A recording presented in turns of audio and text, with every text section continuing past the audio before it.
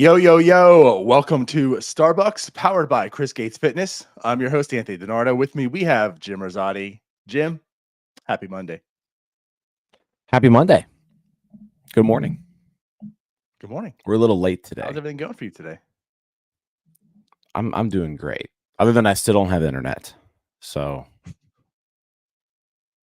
Well, we're gonna push work's through. gonna be You did a good job last night at the post game show. Work's gonna be interesting today for a while until internet gets fixed. Well, best of luck there. Yeah, we'll make it happen. But guess what? I did get my my North Shore 9 coffee mug came in. So now I can drink coffee and advertise the brand. You can get these on the NS9 shop, by the way. Very nice. I didn't know you had one of those. This is my first time drinking out of it. Does it taste even better? The coffee tastes incredible. How about that? Yeah. Look at that. 10 out of 10 stars. Very nice. Well, good job, Jim. I have my big water jug. Sorry, no NS9 branding on this one.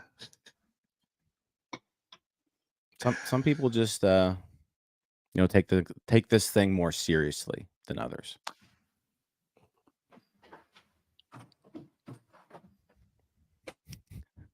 You son of a bitch.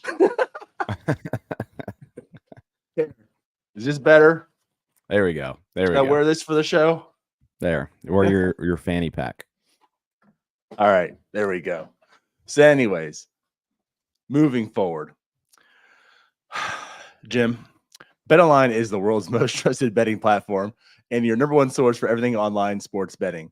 Right now, you can receive a 50% free bet up to $250 on your first deposit to bet on anything from the Olympics to baseball to Formula One racing. Why did I say racing? I said wrestling last time too. BetOnline has every stat, every matchup, and even live odds and spreads while games are being played.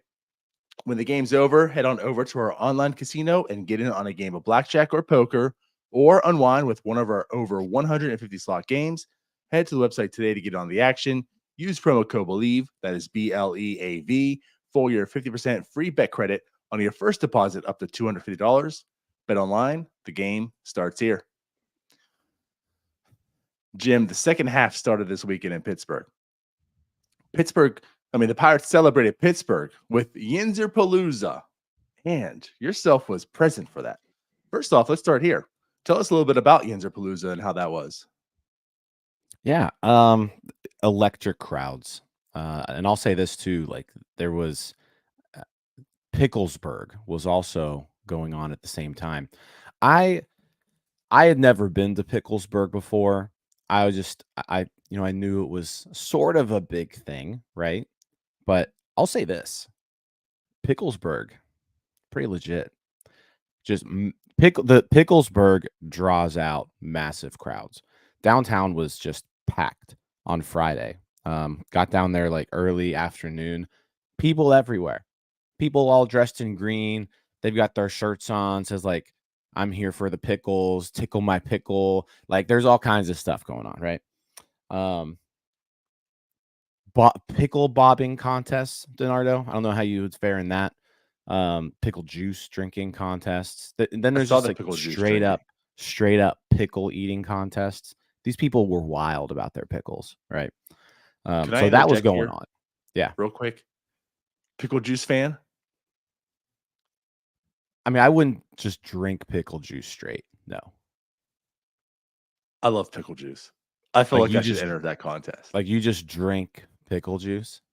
So like I don't do it because it's not healthy for you. You shouldn't probably just drink pickle juice all the time. I mean, I have said here and there.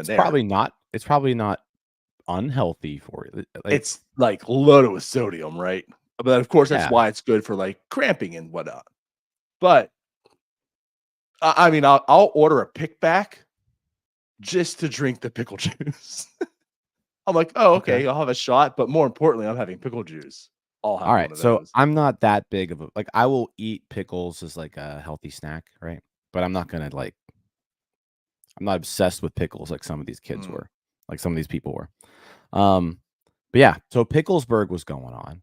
Same time Yinzerpalooza is going on. You're playing the Phillies. So the Phillies, they bring a whole lot of fans into town. Crowds were outstanding. Friday night, standing room only. Place was packed. Electric atmosphere. What a game on Friday too. Like you get down, you come back, you get down, you come back, you get down, you come back.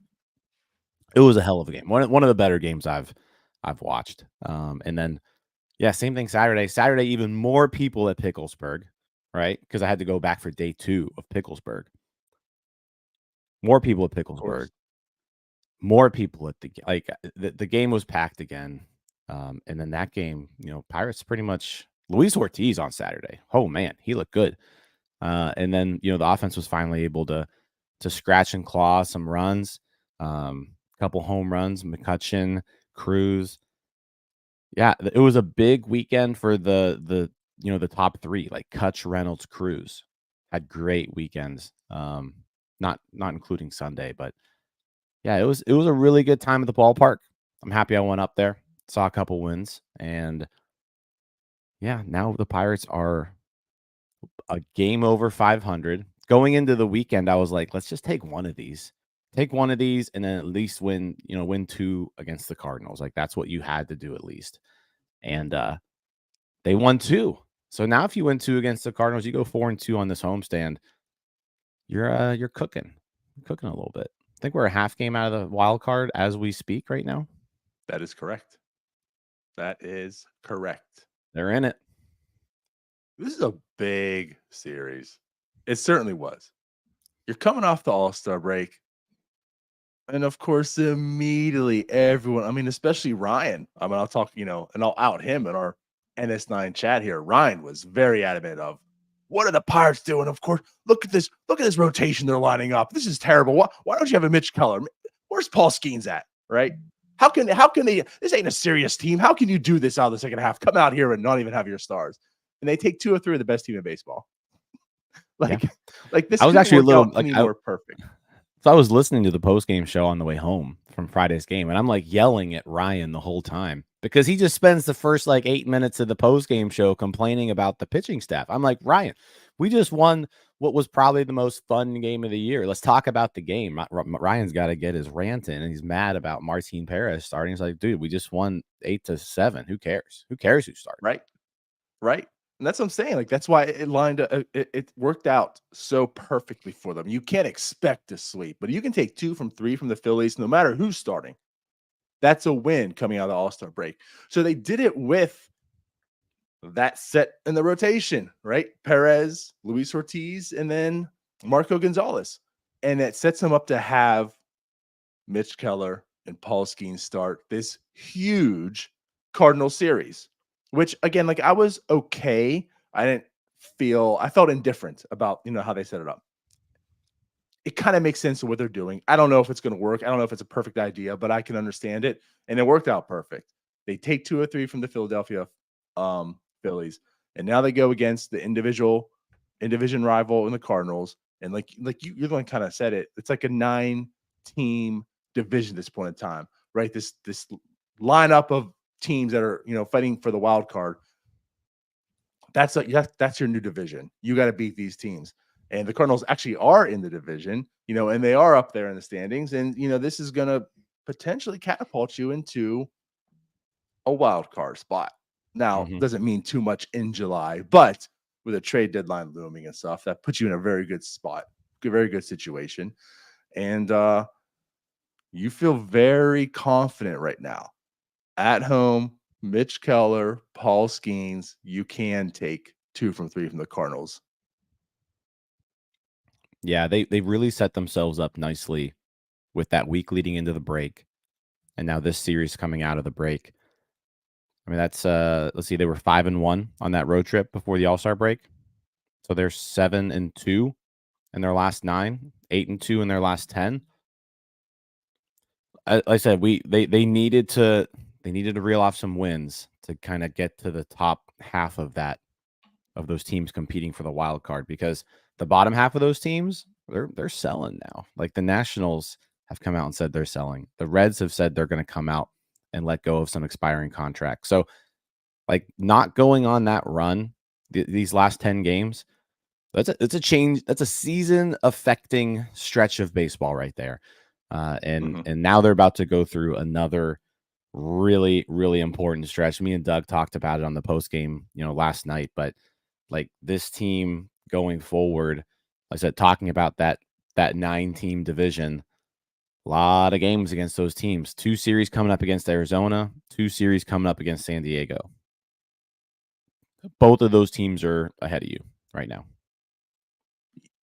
Yes. Yeah, because like as it stands right now, Atlanta and St. Louis in the wild card, and then it's the Mets, Diamondbacks, Padres all tied for the 3rd spot, and the Pirates are the one team right now on the outside looking in, half game back, and the Cardinals are 1.5 games up on the Pirates. That's what I said. You can make some. What's that? Cardinals are 2 games up on the Pirates. Oh yeah, my bad. 2 games up on the Pirates. So again, like you could make up some ground right here. Big and again, like that's why this weekend was big. It was really fun too. I mean, it was big because of what it meant, but like, wow, those 2 games were really fun. So, and you experienced them both. You were in the stands when the Pirates won, and you weren't when they lost. I don't know what's up with the Rosati curse. How about that Rosati curse? How about it? I think I think that puts me at 5-4 on the year. Interesting. So I said it's having that that Rowdy Tellez type arc here. Yeah. You're going from 0 to hero, Jim. They're going to be chanting Rosati in the stands sooner or later. And then, I just booked my hotels are booked, flights are booked, tickets are purchased for the Dodgers and Padres series out west. It's like, it kind of lines up with my wife and I's anniversary. So I'm going to take her to some baseball games, which she's not going to like, but she's a big fan of San Diego. So, hey, it's your anniversary too. It's a give and take, right? That's right. That's fun. So let's see if that continues. But anyway, we talked, and Luis Ortiz was just so good, so instrumental right now in this team's success. The way O'Neal Cruz has been turning around and playing, Brian Reynolds is still doing amazing stuff on the baseball field. And then, I mean, Andrew McCutchen, he broke the scoring of the series with that home run too, and he was looking better this series. Like, it's just like when you look at this team, the offense has actually been very good in the month of July. It's not going to be sustainable, but you see, like, this team just needs a little bit of offense. This team has some pretty good. I mean, think about this. You have Andrew McCutchen, you have Brian Reynolds, you have O'Neal Cruz, you have Nick Gonzalez, you have Rowdy Tellez. That's fine for a 1 through 5. If you can figure out the rest and the way Joey Bart's been playing recently as well, at catcher, you get a few more bats. The way this pitching is, you just need some offense. You need something that can't just be the 1 through 3 doing for you. But it's like you're seeing it. Like, with a little bit of offense right now, this team can be good. They can string off six wins in a row. They can pick up Martin Perez, who has a bad start, and win. So go get those few bats, because this team, they're telling you something, Ben. They're telling you something, Bob. They can do something. Yeah, I think they've shown it. And again, you can say, like, this team has a lot of flaws, right? So do a lot of these teams out there. So if you can patch up your holes a little bit more effectively than the teams around you can, you're going to put yourself in a good spot. And again, like, you've got this really big stretch. It basically, from now until August 15th, you've got a stretch of games where you have a lot of it's a huge opportunity to either seize, right, and jump these teams that you're kind of jumbled up with, or it's an opportunity to not succeed and fall back. But that we're going to know a lot more about this team over the next 3 weeks. Like these next 3 weeks are paramount to this season. Because you got to like if Arizona and San Diego both finish ahead of you, you're not making the playoffs. You've got to jump one of those teams. And they play them each 6 times in the next 3 weeks, both of those teams. Yep. So if you can't beat Arizona and San Diego, like, I mean, throw St. Louis in the mix too. But honestly, St. Louis at this point doesn't even matter as much as those ones. Like, you've got to beat those 2 teams. If you can't, you're done. But it's going to be a really, really important stretch of games right now. Yeah, lessons to add, and you're probably looking that you probably want to. You don't need to, but probably want to finish second in division. St. Louis is there, and I feel if you take care at home first, that sets you up because at least beat better than one of the 2, the Padres or the Diamondbacks. But yeah, man, yeah. There's, again, like think of it again. It's a 9-team division at this point in time. Like they're all in your division. You just play St. Louis more.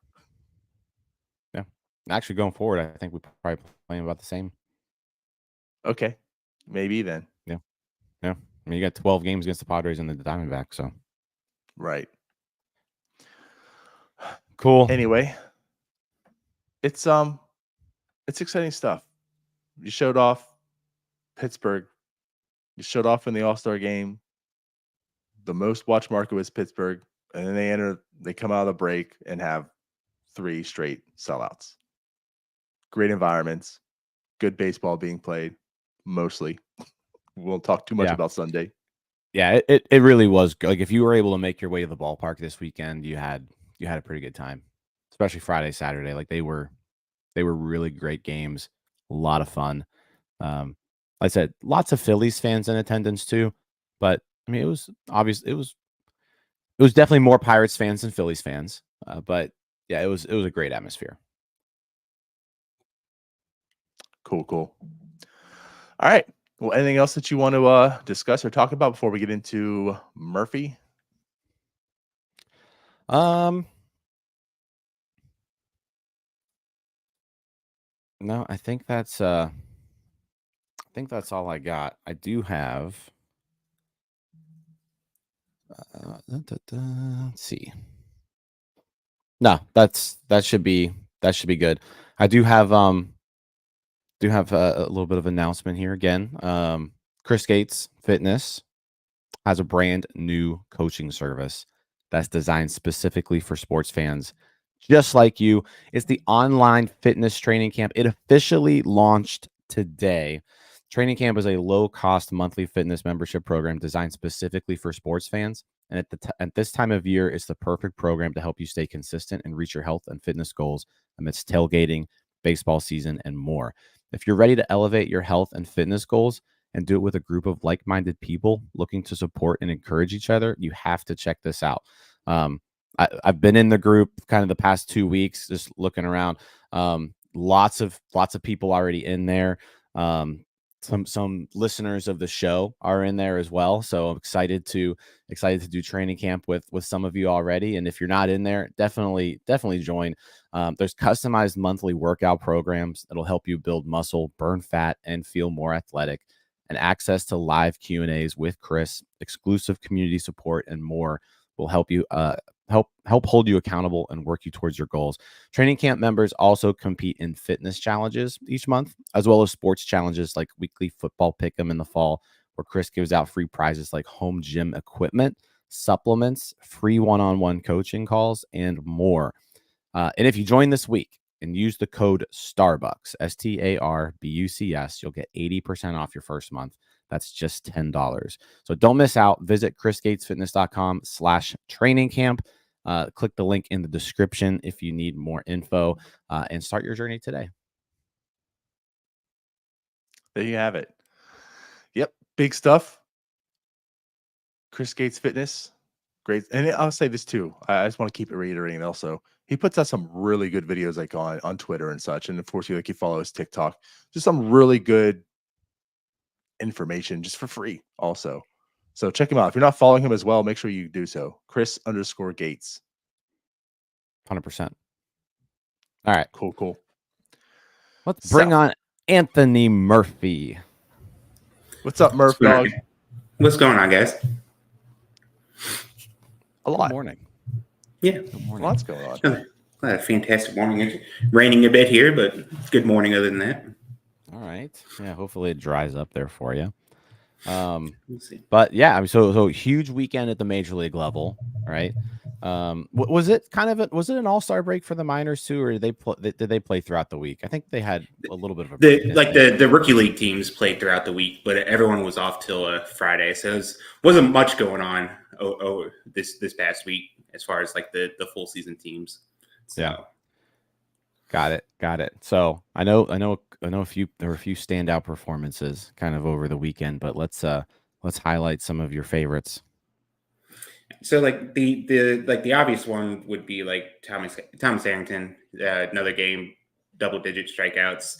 The fastball was playing a lot. It looked a lot better somehow. It always looks generally good, but the velocity was up on it. He was mainly 92, 94 most of the game, but was able to dial it up to like 95 a few times, and you could tell like when he got to two strikes, like he would dial it up to the 95 and like it would just jump right out his hands, and hitters had like zero shot of making contact with it.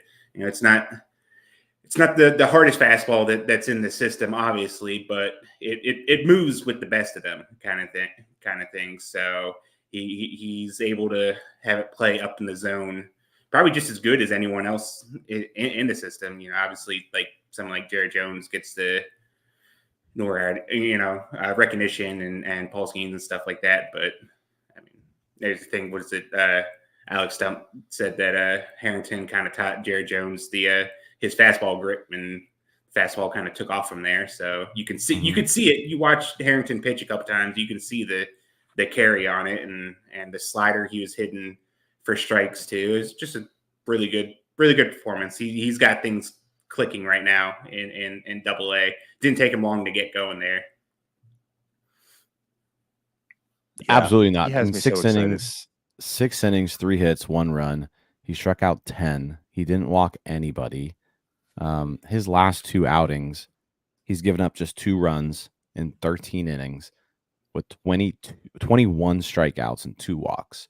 So, yeah, he's feeling it. And then you even go his last start, it was 7 scoreless. So like he's gone back to back starts where he's just dominated. And I mean he's always pitched pretty good at the level up to this point, but he is in a stretch right now where he's just absolutely he's just significantly better than the hitters that he's facing.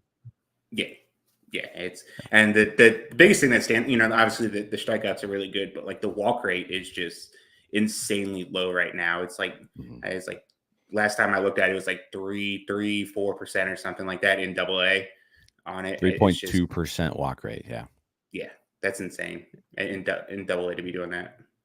Yeah. I mean, you don't see numbers like that at all.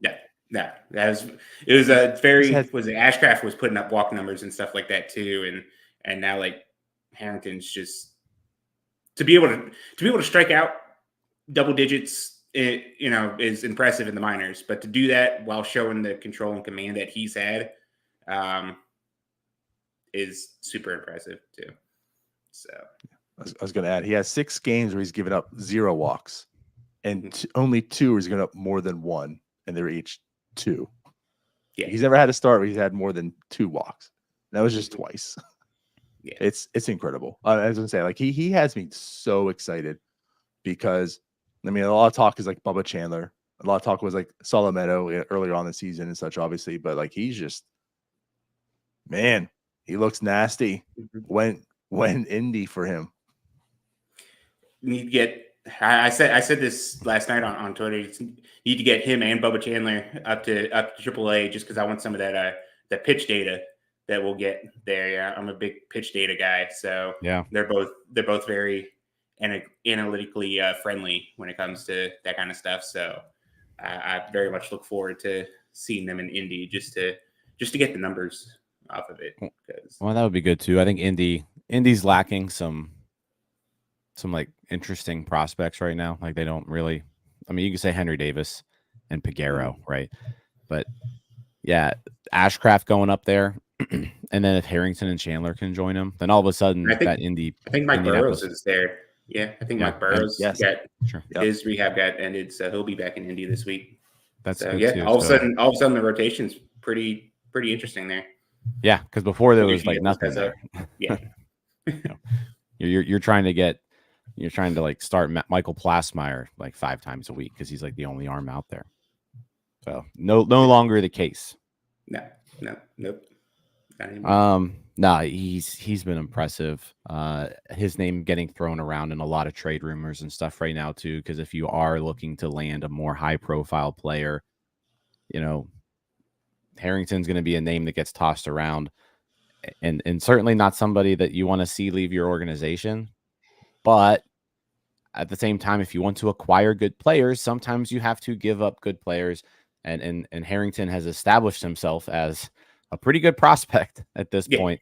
And I'm sure a lot of teams are going to, if they're selling and they're talking to the Pirates, Harrington's going to be involved in some talks in these next 2 weeks, I'm sure.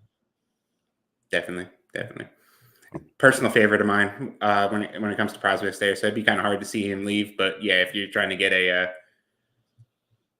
good bet for the major league team, he'd probably be right at the top of the wish list for a lot of teams right now. Was it he snuck into ESPN's top 100 like at the beginning of the year? I think Fangraphs had him like on a name to watch kind of thing for top 100. I think Pipeline just added Ashcraft, but like Noel and I were talking about the other day that Harrington's probably not too far behind him kind of thing at this point. So yeah. Okay, well, we're on Harrington watch. Hopefully, they figure out a way to keep him in the rotation while adding talent. But he is certainly someone where, yeah, if you are wanting to land a Jazz Chisholm type player, he may be someone who ends up going back to a team like that. But yeah, well, I don't know. All right, so Harrington. Who else we got on the pitching side? So I'm going to go all the way down to the complex for the next guy. And Xander Meets had he talk about like pitchers that are kind of really putting it together down the thing. He has 6 straight games where he's completed 5 innings, which for a kid down in the complex, that's impressive. Most impressive thing, only 2 earned runs in those 6 starts total. So he's just been completely different level. 33 strikeouts in the 30 innings. The control thing will kind of like flare up on him here and there and stuff like that. I think with the arm slot he throws from, and like also he's still just 19. That'll happen and stuff like that. Like if he's not walking a couple people, he's also hit some people too. So like the control kind of but like it does look like he's dialed the fastball down just a bit for like the sake of control. Like he's someone I've seen get up to like 97, 98 before. Like the last start, I think it was mainly like 93, 94 kind of thing. But like the control is better. And like if he's got to sacrifice some of the velo for now just to kind of reel things in, and then he start dialing it up later. Like that's wouldn't be the first time someone's done that kind of thing. Or maybe he's just trying to save the arm. Maybe they're looking to maybe pitch him deeper into the season than just the complex. But really good season for him. He started off a little slow, and it's just been the rapid improvement that we've seen from him this year. It's just been really impressive. I love Xander Meath. Like Yeah. he's been outstanding lately too. Like you said, like 6 straight games where one he got the win too. Like he's 6-0 in his last 6 starts, 5 innings, 0 runs, 5 innings, 0 runs, 5 innings, 0 earned runs, 5 innings, 1 earned, 5 innings, 1 earned, 5 innings, 0 earned. Like he's on a stretch right now where he's just, again, kind of like Harrington, where he's just showing that he's a lot better than these players. And I was following, if you kind of like the complex league in Bradenton, Eric Birdland, he goes to a lot of those Pirates complex league games in Baltimore too, because they're right there next to each other. But I think it was before the game even started on Friday. He was just like, took a picture of Xander Meath, and he was like, "Well, when this guy's starting for the Pirates, you know that you're going to lose. Like he's just been outstanding." So, and that was the case. Xander Meath started, he gave up 0 runs and just completely dominated the Baltimore lineup. So, how much longer does a complex league have going? They only have like 1 or 2 weeks, right? Thursday's the last regular season game. They could have up to 2 more over the weekend, depending on the playoffs. I think they're tied with like the Red Sox complex team right now for first in their division. So there's a chance that they sneak into the playoffs. They've kind of slipped towards the last couple of weeks because they got off to a pretty good start at the beginning of the year, and it kind of seemed like they were just going to roll through.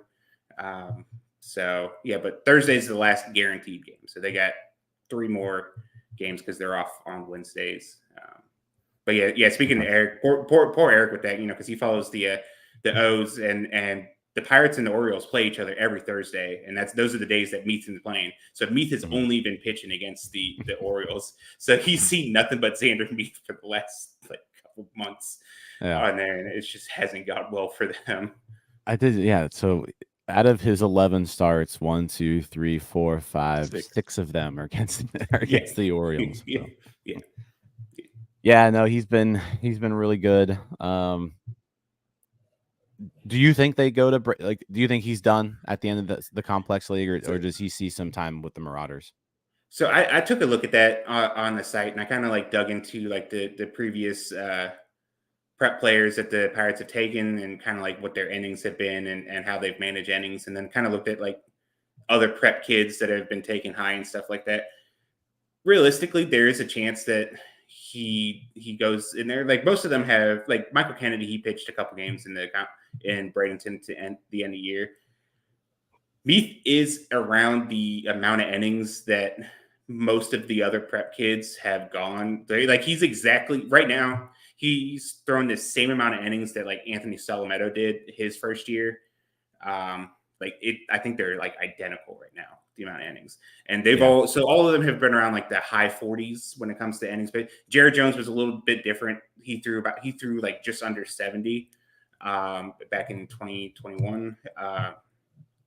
So I feel like we'll see him maybe a couple times, but I don't think it doesn't seem historically like the Pirates are going to have him pitch the rest of the year there. Yeah. So. Okay. Got it. Yeah. I didn't know if there was, I knew you had probably looked into that as far as other high school arms with what they have seen. So yeah, I mean, he's been extremely impressive. It is, I never know how to take these complex league numbers. So, you want to see them just in full season ball to see kind of how they perform at those levels. There's a pretty big jump, I feel like, from the complex league to just regular A ball. So yeah, looking forward to seeing that. So may need to wait until next year for that, but hell of a start to Xander Meath's pro career for sure. Yeah. I think the thing that does work in his favor is that Bradenton is still just tore up with injuries right now. And they kind of kept Aaron Shortridge and Mike Burrows in single A for their rehab outings a lot longer than you probably would normally. So now both of them are back in Indy. So you have 2 more rotation spots that are kind of empty. So if they're in a situation where they could probably push him a little bit further than maybe you originally wanted. He's throwing good. He's looking good. There doesn't seem like any concerns or anything like that. I mean, we've seen some other Owen Kellington. He missed the majority of the year, directly after the draft. He was drafted in 2021. He missed most of 2022, but 2023, his first full season, he did throw 80 innings. So if you also want to qualify that into as his first full year kind of thing, he did, ramp up the innings pretty good. He's out the entire year right now with Tommy John. So I don't know if there's, obviously you don't know if there's any correlation with that. Yeah. But so there's precedent maybe to where you can pitch him a little bit longer. And there's a need right now for pitching in Bradenton. So good stuff. Yeah. I mean, those are 2 I guess in your last 2 years, 2 comp picks, right? Harrington competitive balance A round, Meath competitive balance B round. Yeah, let's shift focus to hitting. What are we seeing on the offensive side? Sticking in the complex, there's another guy. Obviously, the big guys, Severino, Giordani, they're both having really good years. But another infielder that's playing pretty well right now, Carlos Caro, on there, batting over 300. He went 9 for 16 last week, 2 doubles, 3 RBIs, a couple walks, 3 stolen bases. Really good. They've slid him up towards the top of the lineup, like kind of sandwiched him in between Severino and Giordani. And like at this point now, if you can get on base before Giordani comes up the plate, you're probably scoring, just because Giordani's done such a good job of putting the ball in play. So Carter kind of has the speed and the ability to get on base to take advantage of that. He's like a 130 or 129 WRC plus right now. He's walking a lot.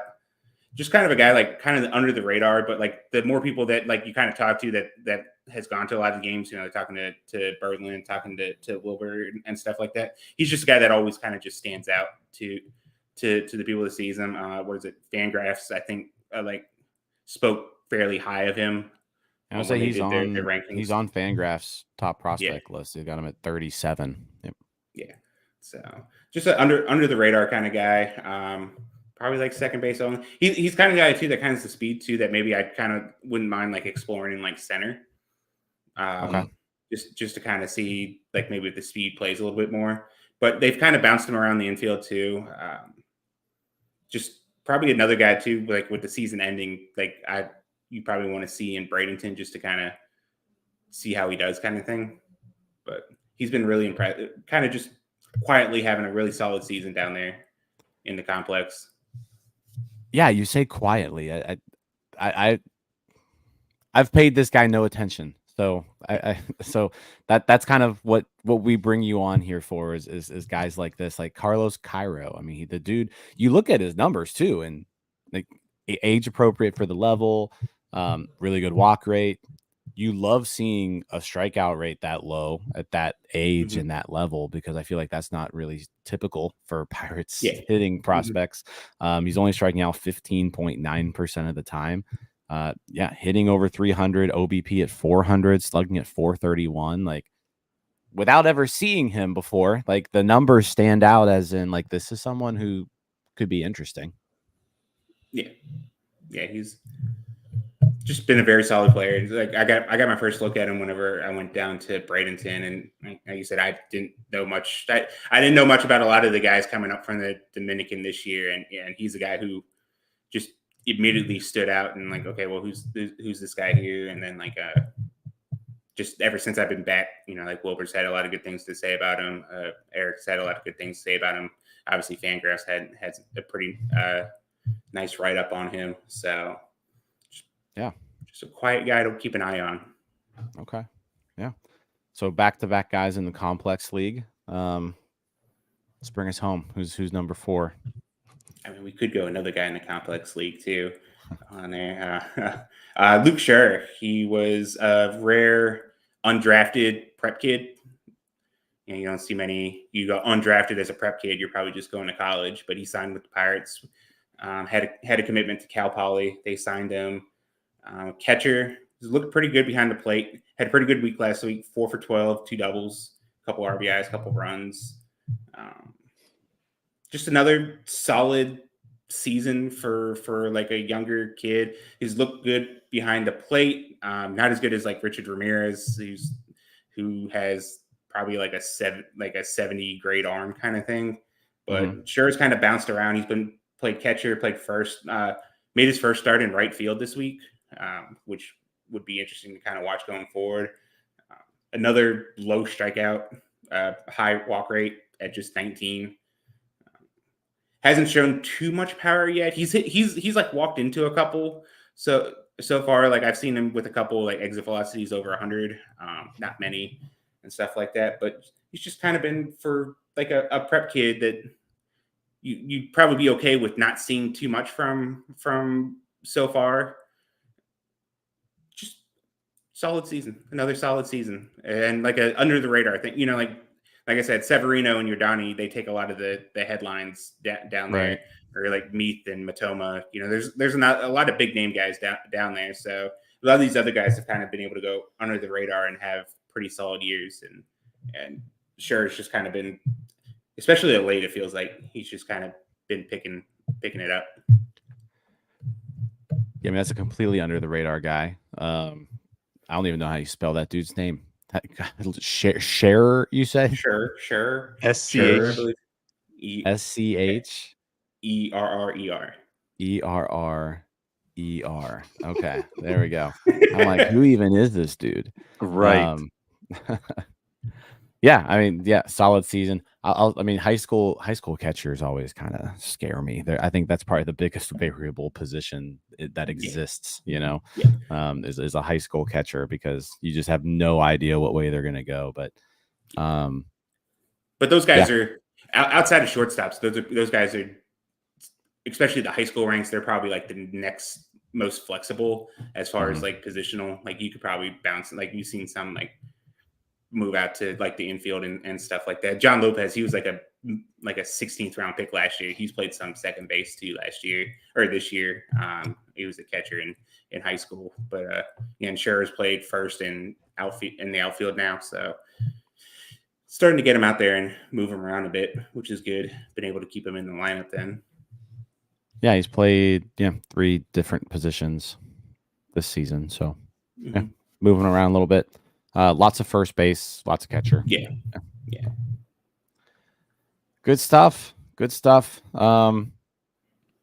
Real quick before you leave here, how are the draft signings going? Are we getting some players pumping in the system? And with the complex league being over, or are we even going to see any of these guys this year?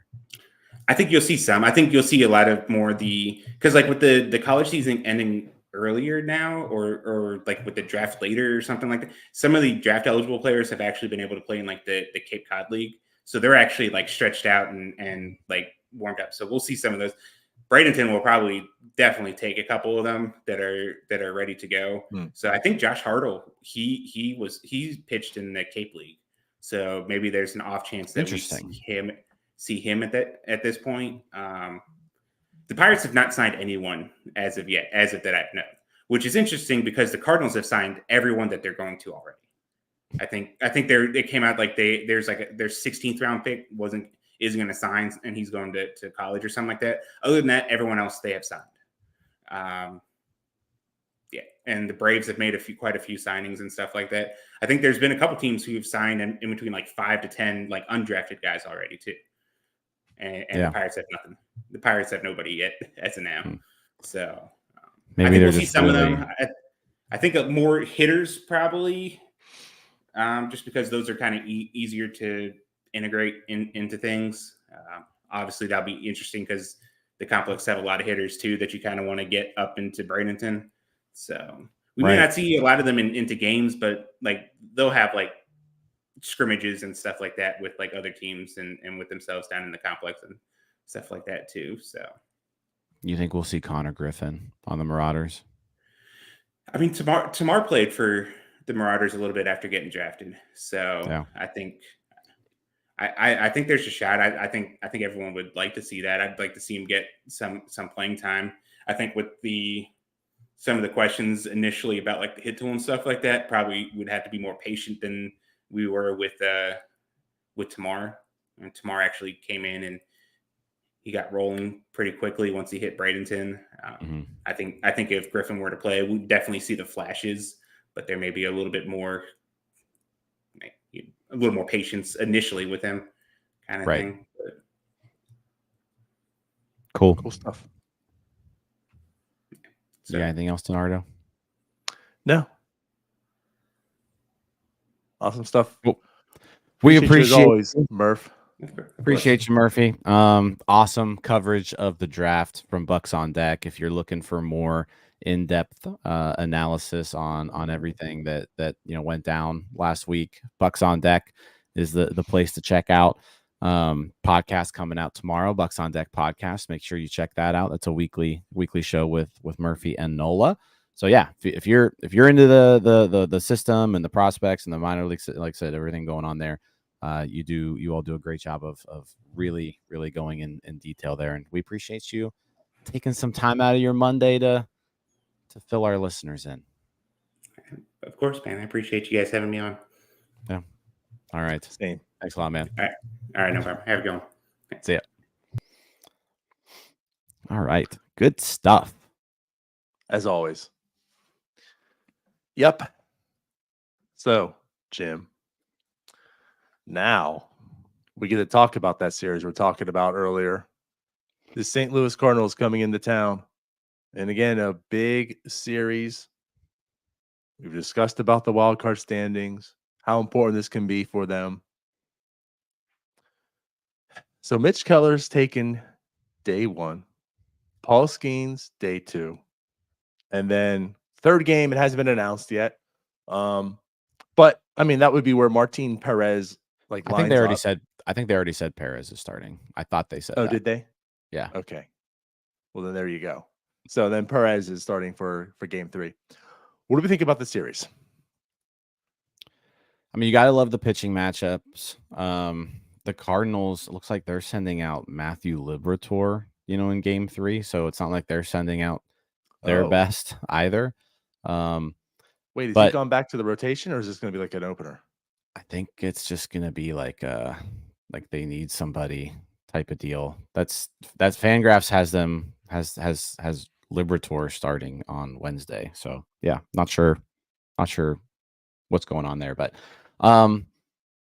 though I'm curious to see, because Andre Payante is starting game 1 for the Cardinals, and I think we kind of poo-pooed on him a little bit last time he came and started against us, and he pitched 7 innings, gave up 1 run, pretty much dominated the Pirates lineup. So that was his best start of the year.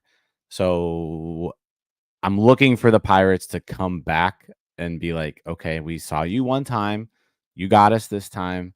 Let's make adjustments and hit this guy, because out of all the guys, Lance Lynn going game 2, like, what you're getting out of Lance Lynn, right? But Payante, yeah, like, you got to do better against him this time. And Keller versus him, you feel good about that start. Hopefully Keller is well rested. He pitched those 3 innings on Sunday, so he's only pitched 3 innings in the last 2 weeks, basically. Yeah, so hopefully he's well rested, ready to go. And yeah, this is a big series. The Pirates gotta take 2 out of 3 here, and it's lining up right now with Keller Skeens that you can do that. And then game 3 being Perez. But yeah, Cardinals are playing good ball too. I mean, they just the Pirates won 2 out of 3, and they didn't gain any ground on the Cardinals. So yeah, and they play the Braves. Yeah, and they played Atlanta, and they actually gained ground on Atlanta. Like that first wild card spot just got a lot closer. The Cardinals are only 2.5 games out of that first wild card spot right now. So yeah, I mean, they're playing well. Lars Nootbaar has been playing well lately. Michael Ciani has been playing well lately. Brendan Donovan, Wilson Contreras, Alec Burleson is having an outstanding season, and kind of just really, really playing well right now. So these just random guys that the Cardinals get, Alec Burleson, Brendan Donovan, they're just right. They come up and they hit. It's ridiculous, but yeah, the pitching's going to be there for the Pirates. So you just gotta you're gonna have to lean on your pitching. But the offense lines up against some, like, they're missing Sonny Gray and Kyle Gibson and Miles Michaelis, who are all seem to do pretty well against us, right? So you got to feel pretty good about this. It's a home. Take advantage of it. Yep, that's what I was gonna get here. I mean, just again going how funny and ironic it is. Everyone complaining about the Phillies series, how they won, and now like it's the opposite. The Cardinals are set up with like the weaker end of the rotation. The Pirates set up with the best part of the rotation, and that's why you feel very confident in this series. I mean, you feel confident anybody with Skeens up there and like Mitch Keller, right? But it's the Cardinals, and you mentioned the offense. There's some good quality players there, but it's not like it's this powerhouse of an offense. If this Pirates offense can come back, play some decent ball, right, against their weaker part of the rotation, yeah, there's an absolute chance. So with you saying that Liberatore is going to start, I looked. They've used him very interestingly this year. So, like when you look at his game logs, he's pretty much a reliever, and a lot of times he'll get like multiple innings. But like his last time, he pitched on the 14th, 0.1 innings. Before that, 1 inning, 1.2. However, he had a random 6-inning start on June 26th. So maybe he is like starting in a traditional way this third game. I don't know, but that's very interesting. Yeah, and the start went really well. Like he went 6 scoreless, struck out 8. Yeah. So he'll go 0.1 innings and he'll go 6 apparently for the Cardinals. They say we don't care. Yeah. I mean, he's definitely well rested. Yeah. So yeah, maybe it is him. Interesting. Any rate, again, going back to this team, the offense, those are definitely some guys that this team should get to. Odell Cruzan playing very well recently with the bat. Rowdy's been tearing it up. Brian Reynolds has been tearing it up. Kutch has been looking better this series now. He was getting a bit cold there for a bit. Nick Gonzalez is still seeing the ball very well. Like I feel good enough with this offense right now, pre-trade deadline, that they could win 2 out of 3 here. So I'm feeling good. I'm feeling really good right now with this team. I mean, you got to feel good. Your guys who you need to play well are playing well. You've got a good looking starting rotation. Your bullpen pieces are coming together. Like I talked last night, like Dennis Santana even he's been impressive. You take what you're getting out of Dennis Santana right now, and if that's like one of your last guys out of the bullpen, if he's your 7th reliever, that's just a better spot than we were in a month or 2 ago, right? When we were sending out guys who just were getting crushed like pretty much every single game. And so you're seeing the bullpen get better. You're seeing the bullpen kind of get into this groove. People have carved out themselves a role. They know what they're there for, and they're succeeding in it. And the rotation just keeps coming up big, night in, night out for the most part. Very much so. And it doesn't matter for the series, but reinforcements are still coming for this team, also pitching wise. Yeah, I'm curious. It's possible this could be Martin Perez's last start. Very much.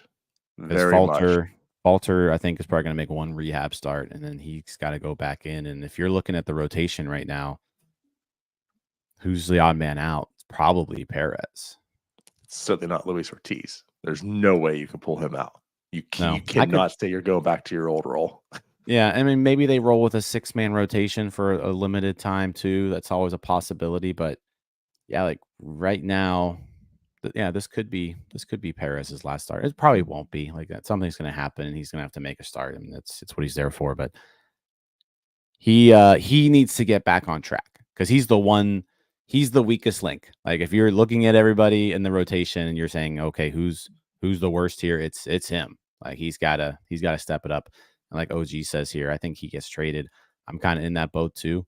I think they could maybe move him just to really just kind of almost unload that spot, unload that salary, and just kind of open up some room and some money for someone else to be brought in.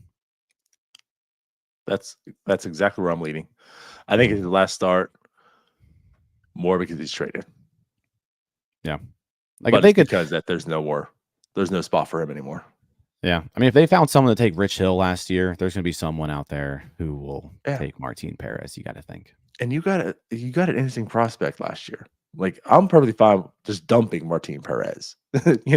We'll take whoever you want to give us back. But last year there's an interesting prospect they got for Rich Hill even. So yeah, but I'm with you. All right. So we mark it at week 2 wins. Do you want to go for 3? Do you want to sweep, Jim? What's your let's just go for let's go for the sweep. I think they'll take 2 out of 3 here. They're playing good ball. the pitching lines up for them to do it. So take 2 out of 3. That puts you within 1 game of the Cardinals. That puts you probably right in the mix there for that last wild card spot too. So yeah, take 2 out of 3 right here. I'm with you. Awesome stuff. All right. Well, game 1's tonight. Mitch Keller on the mound. So we'll see what happens. And we'll be back after that for another post-game show. So yeah, I guess that's it. Anything else, Jim?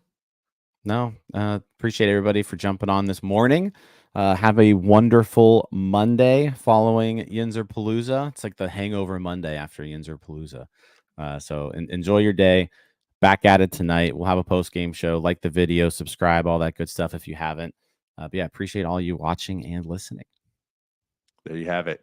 And everyone on TikTok, you as well. So we'll be back. We'll see you guys later. Bye-bye. See you guys.